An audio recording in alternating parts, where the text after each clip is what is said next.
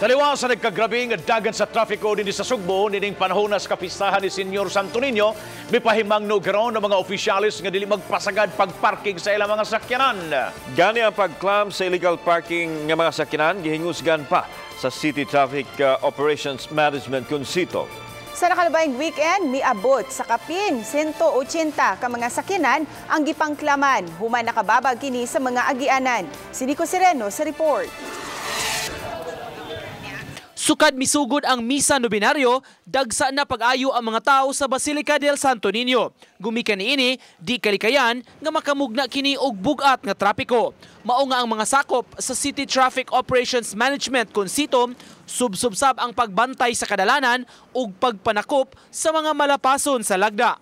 Ubay-ubay na nga mga sakyanan ang ilang gipangklamp.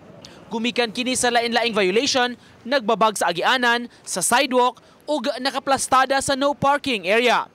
Sa miaging weekend lang, kapin sa 180 ka mga sakyanan ang naklamp sa Sitom. Sa pila ka adlaw nga mostly nga naklaman nato dili taga Cebu. So meaning to say ninganhi lang sila kay ningana sila simbahan, but then ang ato is ngadto lang gid sila sa designated parking area. Mahangyo lang sad ta nga tas-an nato atong pasensya.